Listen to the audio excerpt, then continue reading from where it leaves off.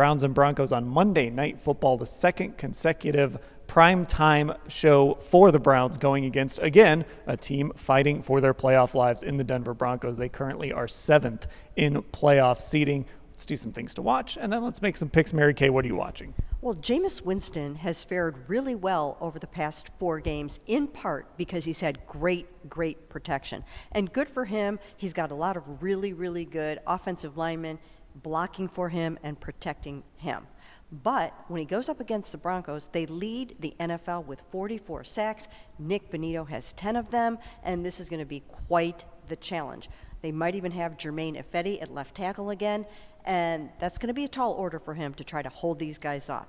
So can Jameis get the ball downfield the way he's been doing it, with these guys coming at him with this kind of pressure from defensive coordinator Vance Joseph, who's amazing at what he does? I think this is going to be a key to the game. Ashley, what are you watching? I'm watching to see if the Browns can buck a historical trend here, because they have been historically bad playing in Denver. They're 4-14 all time, 4-12 in the regular season. They've only won there once since 1990, and that was back in 2018. Obviously, they lost there last year, so it's a tough place to play, I think, for a lot of reasons. Kevin Stefanski teams have also struggled in general, having to play out west. You think about the couple of losses to LA, the loss to Seattle last year, the loss to the Raiders earlier this year. It's not been good, so I'm curious if they can pull out a victory on a West Coast road trip when they haven't done that a lot the last few years. Okay, Mary Kay mentioned that pass rush. How about that secondary of this Broncos defense? This is as complete a defense as the Browns are going to face all season long, and it's led by Patrick Surtain, who Denzel Ward earlier this week said would certainly be in his top 5 at cornerbacks. Now, Denzel did put himself number 1. I can't blame him for that,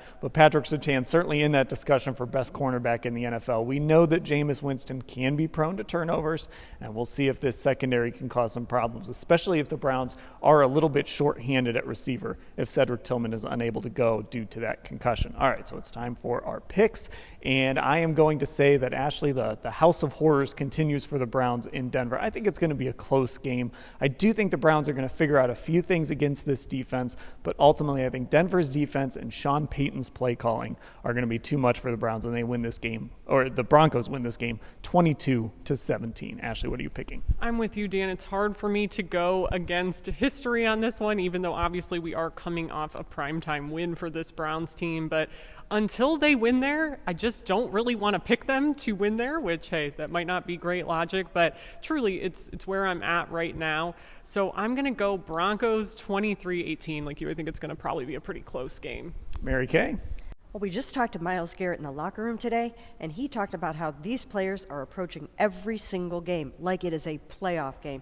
They're going to come out with their hair on fire. We know they're going to give the Broncos a good game, but this is Denver.